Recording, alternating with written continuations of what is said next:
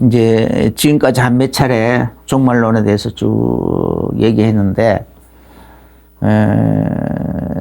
줄여서 핵심을 한번 얘기하자 보면은, 중요한 빼대를 얘기하면 계시록 17장 7절부터 10절까지 보면은 이제 일곱 산, 일곱 머리가 나옵니다. 이것은 제국의 흐름을 얘기해요. 그러니까 하나님은 하나님 자신의 계획과 뜻을 또 말씀을 이렇게 사람들에게 이 세상에 계시를 하려고 하는데, 거기에 선택받은 민족이 누구냐면 이스라엘이란 말이에요.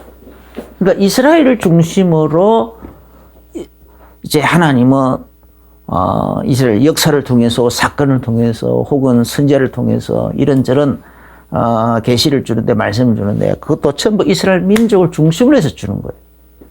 그래서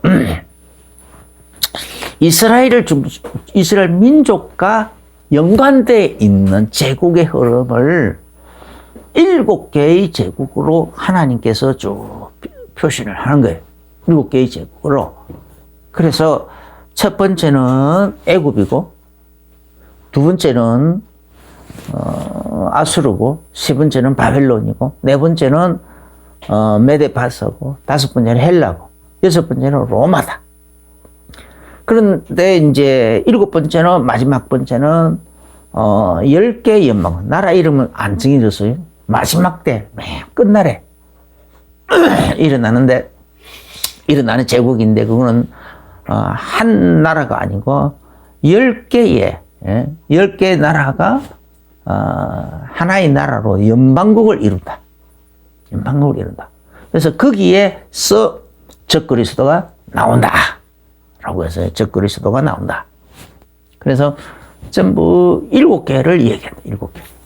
7개를 얘기하는데, 그러면은 이스라엘 주변에 그쪽 중동 지역에서 제국을 얘기하자면은 로마 제국 다음에는 오스만 터키 제국이 있어야 되는 겁니다. 근데 왜 오스만 터키 제국은 안 들어가느냐? 오스만 터키 제국은 이미 이스라엘이라는 나라가 망해버리고 난 다음에 망하고, 그리고 AD 70년에 로마에 의해서 망해가지고 전 세계로 완전히 뿔뿔이 흩어져 가버렸어요.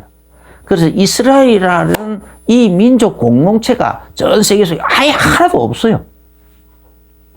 가는 곳마다, 가는 곳에서 자기 동네는 만들 수 있지만은 공동체를 만들었다 그러면은 바로 그냥 어느 곳에서든지 다 죽임을 당했어요. 그래서 약 1900년 동안 이스라엘은 철저하게 전 세계 속에서 유대 민족들이 가는 곳마다 핍박을 받았어요. 그래서 민족 공동체를 만들 수가 없었어.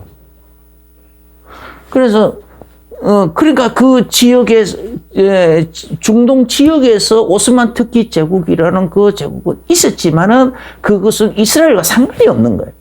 그러니까 성경의 예언과 상관없는 제국인 거예요.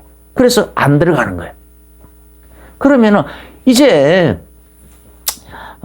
이스라엘이 다시 또 1948년도에 독립을 해가지고 정부 수립을 했어.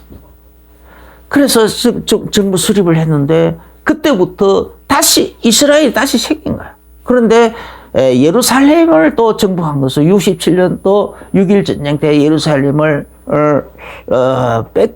정복을 하긴 했지만은, 그래가지고 또 막 그렇게 했지만은, 그때부터 그렇지만 세계가 세계에서 이스라엘이 6.1 전쟁에 이스라엘이 먼저 쳐들어간 거예요. 침략을 받아가지고 반격을 해서 뺏은 것이 아니고, 이스라엘이 저기 침략하려고 막 준비를 하고 있으니까 먼저 침략을, 기습을 펼쳐가지고, 그래가지고, 뺏었거든요. 많은 나라들을, 많은 지역을, 북쪽으로는 골라한 고원을, 남쪽으로는 시나이 반도까지, 그 다음에 또, 동쪽으로는, 지금 그 요단강 성까지 그리고 예루살렘 성까지 다 뺏은 거예요. 이제 그때 확보를 했지만은 유엔에서 그 뺏은 거 먼저 침략해서 뺏은 거기 때문에 이스라엘 영토로 인정할 수 없다. 그래가지고 인정을 안 해주는 거예요. 그래서 1980년도에 이미 이스라엘은 수도를 예루살렘으로 막 정하고 했지만은 정하고 선포하고 다 해도 유엔에서 인정할 수 없다. 그리고 혹 그때까지 이제 그때 잠깐 한 몇 개 나라들은 그 예루살렘에다가 대사관을 만들고 했지만은 유엔에서 개를 해가지고 다 나가라 해가지고 그래가지고 다 쫓겨났어요. 다 쫓겨나서 그래서 이스라엘에서는 자기 수도가 1980년도부터 이 예루살렘이다라고 공식적으로 얘기를 하지만은 세계는 인정을 안 하고 있어요. 그런데 몇 년 전에 지난번에 트럼프 대통령이 나는 인정하겠다. 공식적으로 인정하겠다 해가지고 미국 대사관을 다시 그 예루살렘으로 옮겼어요. 그러니까 그런데 그래서 예루살렘은 지금 이제 이스라엘이 공식적으로 예루살렘이 이스라엘의 수도로 되어 있단 말이에요. 그래서 예루살렘이 이런 식으로 그러면 80년도부터인가 아니면은 지난번에 미국 대사관을 그쪽으로 옮긴 그때부터인가 막 그건 모르겠어요. 그건 모르겠고 어쨌거나 예루살렘은 지금 예루살렘뿐만 아니라 이스라엘이 회복해가지고 독립을 했고 거기도 예루살렘까지도 회복이 다 돼 있어. 지금 이제 돼 있어요. 성전만 회복이 안 되는 거거든요. 그래서 그러면은 이제 이때에 다시 그 예루살렘 성을 이제 군대가 들어와서 다시 또 포위하고 정복하는 그런 일이 또 일어난다라는 거예요. 또 일어난다. 그래서 그 마지막 그러면 누가 하느냐? 현재 국제 정세로 봐서는 그렇게 할 나라가 없어요. 그런데 이스라엘을 대적할 마지막 제국이 10개 나라 연방제국. 다니엘서 2장에 10개 발가락에 해당되는 그 나라. 그래서 다니엘서 2장 2장 그 32절에는 이제 이 다니엘서 2장의 배경이 바벨론이거든요. 바벨론 느부갓네살 왕을 배경으로 하니까 그때는 통치제도 이제 그냥 제국의 흐름이 아니라 하나의 그 제국의 흐름을 그 나라들의 특징을 통치제도를 가지고 금속으로 표현을 하고 있는 거예요. 그러니까 이제 바벨론은 절대 왕권을 가지고 있어요. 절대적 왕권. 그러니까 왕이 그냥 왕의 말이 다 법이에요. 그래서 금으로 표현을 하고 그 다음에 메데파사는 이제 가슴 부위는 이제 팔과 두 팔 이제 하는 이제 이 은으로 되어 있는데 이 메데파사거든요. 왜 금보다 은은 조금 못하잖아요. 나라는 단단하지만 그렇지만 그래 이때는 왕의 말이 법이 아니라 법을 먼저 만들어 놓고 그 법이 절대적인 거예요. 왕까지도 그 법을 어기면 안 되는 거예요. 그래서 에스더서에 보면은 그 왕이 그때 당시 왕도 자기는 법을 어길 수 없다 그러잖아요. 에스더에게 나와서. 그 에스더가 법을 어기고 막 나가면은 죽임을 당해야 되는데 그래서 금호를 내밀어 가지고 하잖아요. 그러니까 거기는 이제 법을 우선시 하는 거예요.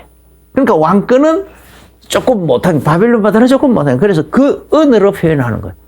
그렇지만 법이 있다 보니까 통치체제가 좀 더 단단해졌다, 이 말이죠.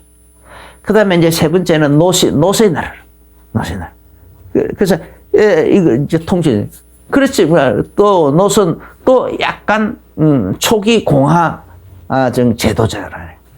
그렇게 그렇게 또 헬라는 날 통치 제도는 아주 더 초기 공화정 제도다 보니까 아주 단단하지만은 왕권은 많이 떨어졌다. 왕의 권세통에는 많이 왕의 말을 좀 씹어도 될 약간 그 상류층에서는 왕의 말을 약간 무시할 수 있는 그런 정도까지 되죠. 그다음에 로마는 완전 공화제잖아요. 공화제가 이제 들어섰다. 그러니까 이제 그러니까 그 이 절대적 왕권이 그냥 왕권은 많이 추락돼 있어요. 그렇지만 나라는 정치 체제는 더 단단해진 거예요. 그래서 이 로마라는 나라가 그 정치 체제가 워낙 단단하다 보니까 그래가지고 그냥 아주 오래 갔잖아요. 약 한 1500년을 갔잖아요. 1500년의 제국을 그렇게 형성하고 있었다. 하나님 그걸 설명해 주는 거예요.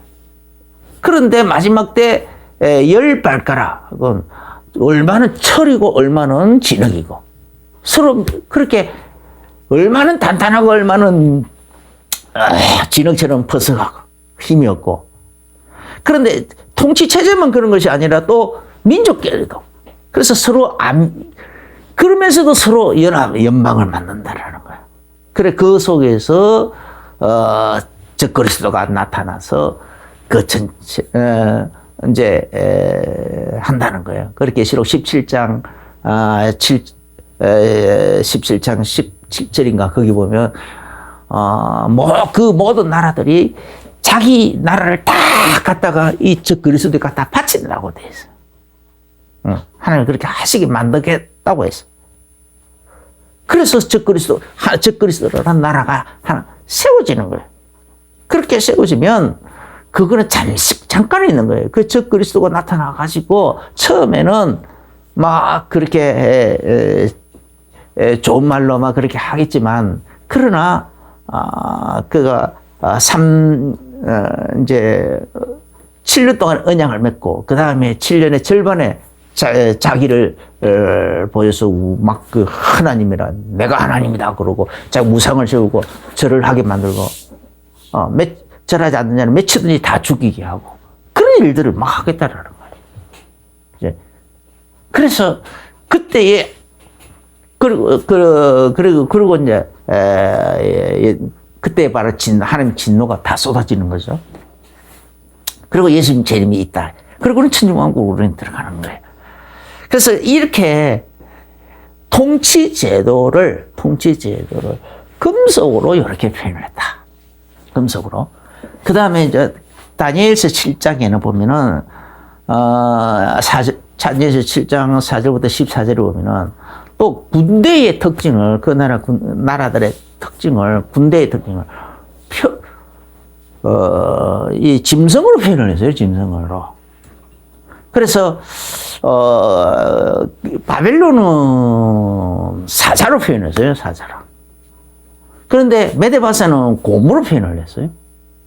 그런데 또 헬라는 표범으로 표현했는데 표범이 얼마나 날렵니까? 그런데 표범으로 표현했는데 거기다가 또 날개까지 달려 있어요.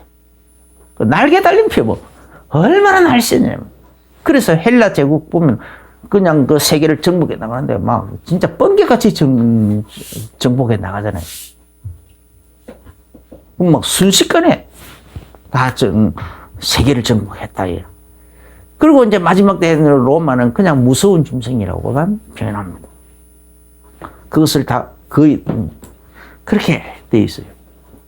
그런데 그냥 그 무서운 짐승이 뭔지 몰랐는데 계시록 13장에 마지막 때 적 그리스도가 타고 있는 그 나라는 그때 짐승으로 표현하는데 일곱 머리는 제국을 다 말하는 거죠. 이스라엘과 관련되어 있는 제국, 애굽으로부터 시작되어 있는 애굽, 아수르, 바빌론, 그리고 메데바사, 그 다음에 헬라, 로마. 이렇게 그리고 마지막 이 10개 연방국. 이 연방국. 이들을 다 함께 아우르는 모든 특징을 다 표현하는 거예요. 그래서 그때 저 그리스도를 짐승을 표현하는데 7머리와 10뿔이 있는데 10뿔은 그때 10만국을 말한다 그랬죠. 그런데 그게 그 몸은 표범 같고 짐승을 그렇게 묘사를 하는 거예요. 짐승 같고 또 입은 사자의 입 같고 발은 곰의 발 같고 뭐 이런 식으로 표현한단 말이야. 다시 말하면은 이거는 뭔가 헬라하고 메데바사하고 또 바벨론하고 그리고 그 특징을 다 함께 한때 버무려 놓은 것 같아요. 종합판이라는 거예요. 종합판. 그렇게 표현하는 거예요.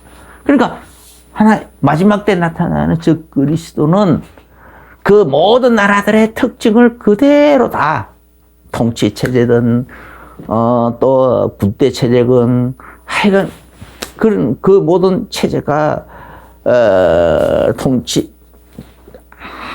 다 한때 합쳐진 것 같다. 그렇게 표현한 거죠. 그래서 그 계시록 17장에서는 전에 없다가 다 없어져 버렸어요. 무적행에 들어갔다고 생각했던 그 문화가 다시 다시 나오는 거예요. 다시 나오니까 나온 사람들이 다 이상하게 여기고 그를 따르더라. 그 짐승을 따르더라. 그러면서 자기 나라를 그 짐승에게 갖다 바치더라고 했어요. 그것이 저 그리스도의 나라.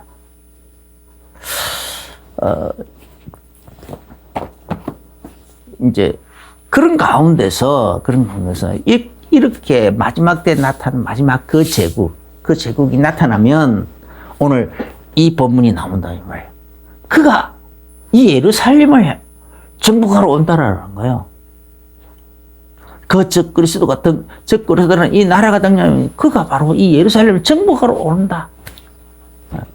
그래서 이 누가복음 21장 20절은 다시 한 번 더 보면은 너희가 예루살렘이 군대들에게 에워싸이는 것을 보거든 그 멸망이 가까운 줄을 알라.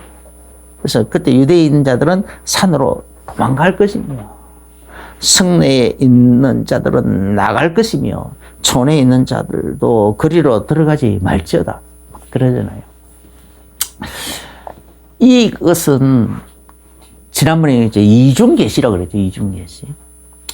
AD 70년에 이와 같은 현상이 한번 일어났어요. 일어났는데 또 마지막 때도 즉 그리스도라는 즉 그리스도의 제국이 일어나면은 즉 그리스도 10개 나라 연방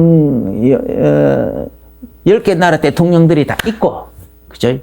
대통령이 있고 그러면서도 연방을 만들고 그래서 즉 그리스도가 생겨나는 즉 그리스도 즉 그리스도의 제국을 만드는 바로 이 나라 이 마지막 제국이 일어나면은 그가 다시 또 예루살렘을 또 이렇게 쳐들어온다 이 말. 예루살렘을 쳐들어온다. 그러면은 그때 그러면 여기만 있느냐? 아니에요. 에스겔서 38장에도 보면은 에스겔서 38장 8절에 보면은 여러 날 후 곧 말년이 뭡니까? 끝에 이 말이에요. 네가 명령을 받고 그 땅 곧 오래 황폐하였던 이스라엘 산 위에 이르리니 그 땅 백성은 칼을 벗어나서 여러 나라에서 모여 들어오며 이방에서 나와 다 평안히 거주하는 중이라 이렇게 돼 있어요. 말년에 이런 일이에요.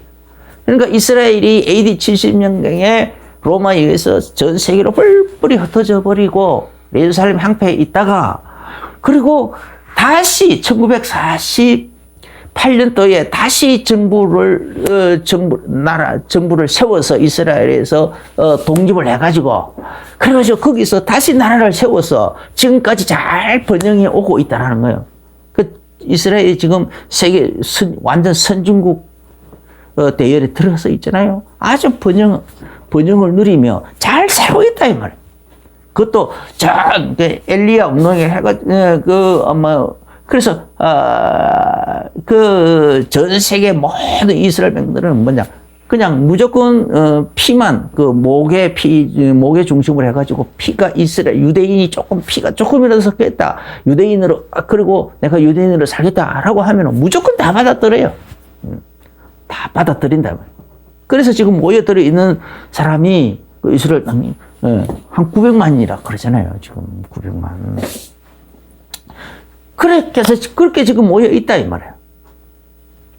그리고 지금도 계속 전 세계에서 계속 모아들이고 있는 거예요. 지난번에 우크라이나에서 그 전쟁이 일어났을 때도 거기에 있던 유대인들이 그냥 안 떠나고 계속 거기 살고 있었는데, 여기가 조사원이 하고 있었는데 전쟁 때문에 오갈 데가 없으니까 피난 갈 때 그냥 다 거의 다 이스라엘로 다 갔잖아요. 다시 이스라엘. 이런 식으로 전 세계에서 혹은 전쟁 때문에 쫓겨가고, 혹은 피팍 때문에 쫓겨가고, 혹은 이렇게 막 어떤 때는 또 막 자기 마음이 뜨거워져서 시온이 그 사상 때문에 이스라엘로 또 가기도 하고, 이런저런 이유로 막 전 세계에서 모여들어 와 있더라. 그리고 또 12절에 에스겔서 38장 12절에도 보면은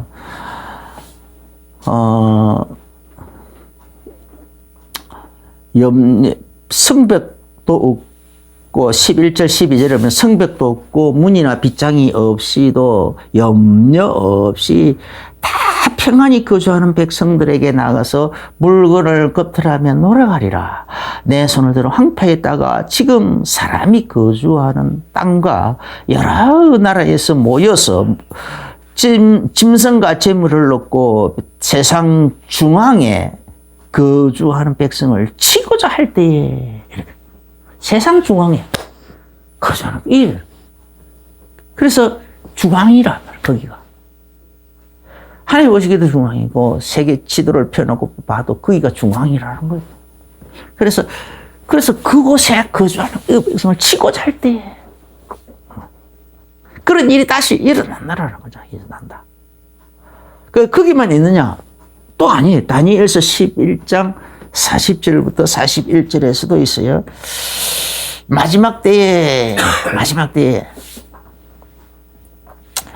북방왕이 병거와 마병과 많은 배로 회리바람처럼 그에게로, 회리바람이 뭔가 폭풍 아닌가, 허리케인, 회리바람처럼 그에게로 마주와서 여러 나라에 침범하여 물이 넘침같이 지나갈 것이요. 물이 넘침같이 지나갈 거다. 여러 나라를 막 치는데 그 중에 그가 또 영화로운 땅에 들어갈 것이요. 영화로운 땅에 들어갈 것이다. 많은 나라를 패망케 할 것이나, 이렇게 돼 있어. 마지막 이렇게 여러 곳에서 이렇게 예언이 돼 있더라. 이렇게. 또 스가랴서 14장 2절에도 보면은 내가 이방 나라들을 모아 예루살렘과 싸우게 하리니. 4절에, 그러니까 하나님께서 이방 나라들 모아서 이 예루살렘을 싸우게 한다. 이거는 하나님께로부터 말면 나오는 그런 일이라 이 말이죠. 그날에 그렇게 이런 일이 일어난다. 그래서 에스겔서 38장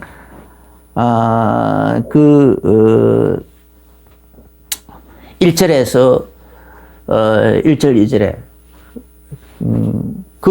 하나님께서 곡과 마곡을 향하여 그냥 갈고리를 가지고 그 아가리를 탁 깨어가지고 끌어내겠다고 했어요. 끌어내겠다. 전쟁을 하기 싫은데 할 수밖에 없도록 그런 어떤 분위기를 만들겠다는 거예요. 끌려 나온다는 거예요. 전쟁터에 낚시하듯이 그냥 낚시줄로 하는 게 아니라 아주 갈고리를 가지고 아가리를 깨어가지고 끌어내겠다라고 했다 이 말이에요.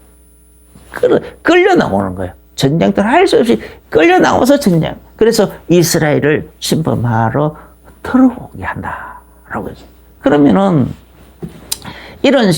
그러면은 이 10개 발가락 나라가 뭘까? 지금까지 아직 안 밝혀졌어요. 단지 이렇게 힌트가 있어요. 힌트가. 그게 뭐냐? 에스겔서 38장에 그 곡과 마곡 전쟁에서 예언에서 나라들이 나오거든요. 2절에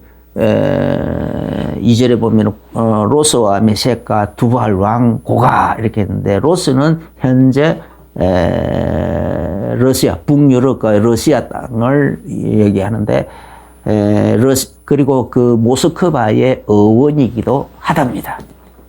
메섹은 로스는 그 러시아의 어원이라고 합니다. 그다음에 이제 메섹은 모스크바의 어원이기도 하답니다. 모스크바 그 땅을 말하거든. 두발은 두볼스크의 어원이 되기도 하는데, 그 두발이라는 그 지역은 두볼스크 아니라 그 시베리아 이제 지역을 다 얘기한다라는 거죠. 그래서 그 두발은 또 다른 말로는 그 티르키예라고도 합니다. 민족으로는 티르키야라고도 해요. 그러면 티르키야는 우리 돌궐을 얘기하거든요. 한자어로는 돌궐. 그래서 옛날에 몽고 땅하고, 지금 있는 그 몽고 땅하고, 그 다음에 카자흐스탄하고, 그다음에 이제 이제 이 시베리아 그 지역, 그쪽 일대에 흩어져서 제국을 만들어 가지고 있었는데, 그게 바로 돌궐 제국이죠. 돌궐 제국. 그래서 그 돌궐 제국, 그때 당시에 고구려하고 동맹을 맺어 가지고 형제국이라고 서로 칭했는데, 그래서 지금 그 돌궐 제국이 터키까지 세웠거든요. 쭉 흘러가서 터키까지 세웠는데, 그래서 터키하고 우리하고 형제국이라고 하는 이유가 그것 때문에, 그런 역사적인 배경을 가지고 있어요. 고구려하고 형제국이었다. 동맹을 맺었던, 옛날부터 동맹을 맺고 형제국으로 그렇게 당나라를 대적하고 하던 있었는데, 그래서 몽골에게 쫓겨서 점점 쫓겨가지고 가면서 세운 나라들이 카자흐스탄이라든지 우즈베키스탄, 키르기스탄, 타지키스탄, 투르크메니스탄, 아프가니스탄, 아제르바이잔, 또 신장 이구르 이렇게까지 쭉 세우고, 그렇게 흘러 가가지고 현재 터키 땅까지 들어가 있다가, 거기서 어느 날 나라를 세웠어요. 그 나라를 세워서 제국까지 만드는 것이 오스만 터키 제국이에요. 오스만 터키 제국. 그래서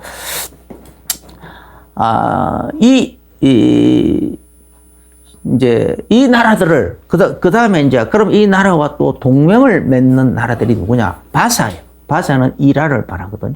구스 38장 5절에 보면은 바사와 구스와 붓 이렇게 이제 이 나라들이 동맹을 맺는데, 바사는 이라를 말하고 구스는 아프리카 북부 지역, 그러니까 수단, 에티오피아, 소말리아, 지부티, 에리트리아 이렇게 나라들인데, 신기한 것이 지금도 다 이란이 러시아하고 또 그렇게 가깝잖아요. 이 수단에도 러시아라든지 다 터키 그런 기지들, 군사 기지들까지 지금도 있어요. 붓은 리비아를 말하는, 리비아, 알제리 이런 데를 말하는데, 거기도 지금 현재 러시아 기지도 있고 터키 기지도 있고 그래요. 또 도갈만, 저건 또 터키 땅이 옛날 터키 땅에 그쪽에 살고 있던 민족의 이름이에요. 그러니까 이제 여기서 우리가 보면은 이 나라들이 언제 연합을 만들까? 연방은 하나의 한 국가 체제를 말하는 거고, 연합군은 군사가 연합을 하는 거 얘기하잖아요. 그래서 언제 연방을 만들고 연합국을 형성할 것인가. 그렇게 만들면은 그날이 바로 성경이 얘기하는 말년이단 말이에요. 마지막 때. 열 발가락의 나라. 열 발가락의 나라. 열 뿔의 나라가 되는 거예요. 그래서 우리는 이런 현재 이미 그렇게 현재 지금 중동에 막 전혀 일어나는 거는 내가 볼 때는 서로 강경파들이 막 나서 가지고 막 강경하게 서로 하잖아요. 이제 뭐 팔레스타인 또 내가 볼 때는 그냥 민족이 섞여 가지고 살면 되는데 아무 문제 없잖아요. 얼마 전까지도 팔레스타인 그 사람들이 다 이스라엘 거기서 키부츠에서 일하고 있었고 직장 생활 다 하고 있었어요. 그냥 그저 조금 배운 사람들은 공업지들 가서 얘기하고 이것저것도 없는 사람들은 그 키부츠 농장에 가서 다 일하고 있었단 말이야. 그런데 지금 서로 강경파가 일어나가지고는 완전히 지금 그 모든 것을 다 흐트러 버렸잖아요. 얼마나 기가 막힌 상태입니까? 그러니까, 내가 볼 때는 이 10개 연방국이 일어나려고 하면은 이스라엘을 향하여 사람들이 막 분통을 터뜨리게끔 그런 상황이 만들어 가시겠다. 그게 안 만들어지면 어떻게 이스라엘을 대적할 연방국은 그렇게 이렇게 일어나겠느냐고요. 그래서 우리가 조금 더 주의해서 왜 자꾸 서로 이란은 이미 완전한 강경파가 지배하고 있잖아요. 또 마찬가지로 다른 나라들도 다 뭐 레바논도 이미 헤즈볼라가 거의 지금 원래 있던 나라들은 정부는 다 도망가 버리고 지금은 임시 정부로 만들어져 있고 그러다 보니까 헤즈볼라가 완전히 그쪽 지금 영향력을 다 하고 있고 시리아도 마찬가지 말할 것도 없고 에르도안도 점점 더 완전 서방 진영에서 지금 자꾸 탈피하는 제스처를 취하고 있지 않습니까? 그래서 이런 거 구스는 구스 지역 수단이라든지 에티오피아라든지 소말리아 이런 나라들은 말할 것도 없지 않습니까? 현재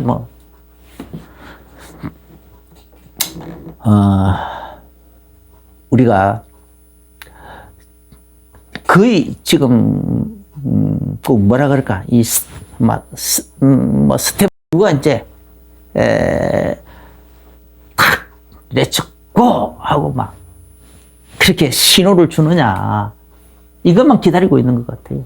한 계기가 만들어지면은 이렇게 연방국도 10개 연방국도 생겨나고 또 연합국도 생겨나고 그래서 생겨서 완전히 그냥 이란은 지금도 이란 혁명이 완성 안 됐다. 혁명 완성은 언제냐? 이스라엘을 지중해로 확 밀어 넣어버리고 주방에 다 지중해 빠뜨려 버리고 그리고 예루살렘에 있는 자기들 그 사원을 완전히 그 사원을 다 회복할 때 그때 이란의 혁명이 완성된다. 이렇게까지 하고 있잖아요. 그런데 그런 강경파들이 이란을 다 지배하고 있고 국민들이 다 그걸 지지하고 있고 지금 그렇게 가고 있어요. 흐름이 다 그렇게 지금 흐름이 그런 쪽으로 흘러가고 있다. 그걸 터키도 그렇게 지지하고 있고 그 아랍권이 다 그런 식으로 가고 있어. 우연이 아니다라는 거였죠. 그때가 AD 70년에 이미 예루살렘을 이렇게 다 포위해가지고, 그리고 예루살렘을 다 멸망시키고, 다 성벽도 무너뜨리고, 그래가지고는 전 세계로 그 민족은 흩어버리고 했는데, 그리고 이 없었던 나라가 다시 생겨나가지고, 지금 다시 생겨나가지고, 다시 또 그 땅에 있다, 이 말이에요. 예루살렘을 도시를 생성해가지고 거기 있는 거예요. 그럴 때 거기를 다시 또 군대가 또 온다라는 거예요. 이중계시가 이런 식으로 성취된다. 우리는 이중계시가 성취될 그것을 임박한 시점에 우리는 와 있는 겁니다. 기도하겠습니다. 주 예수님 감사합니다. 우리가 이런 마지막 때에 이때에 다니엘서 12장에 민족을 미가엘이 일어나고 또 하나님의 정한 그 진노가 정한 종말 때까지 막 쏟아질 것이라고 했는데 지금 여러 가지 되어져가는 상황들이 이 적 그리스도의 나라가 출현할 여러 가지 징조들이 너무너무 진하게 나타나고 있습니다. 정신 차리고 깨어 있어서 미혹당하지 않게 하여 주옵소서. 모든 나라들이 그 적 그리스도에게 나라를 갖다 바친다고 했는데 우리는 그런 일에 미혹당하지 않도록 속지 않도록 마음과 생각을 지키게 하여 주옵소서. 적 그리스도까지 일어나가지고 또 거짓 선지자까지 일어나가지고 적 그리스도 우상에게 절하게 하고 우상을 만들고 전 세계 곳곳에다가 그를 하나님을 섬기게 하는 그런 대배덕의 시간, 배교의 시간이 막 도래했을지라 할 때도 미혹당하지 않게 하여 주시고 속지 않게 하여 주옵소서. 정신으로 깨어 있어서 오직 예수로 오직 그리스도로 완전히 답을 내고 그리스도 안에서 그리스도를 누리며 살아가게 하여 주옵소서. 예수님 이름으로 기도합니다. 아멘. 이제는 우리 주 예수 그리스도의 크신 은혜와 하나님 우리 아버지의 지극하신 사랑하심과 성령님의 내주인 너희동 충만하신 그 은혜가 오늘 말씀을 받으면서 아멘으로 하다보며 마음의 중요한 결론과 결단을 내리며 나가는 모든 성도님들에게 이제로부터 영원까지 항상 함께 계실지어다. 아멘.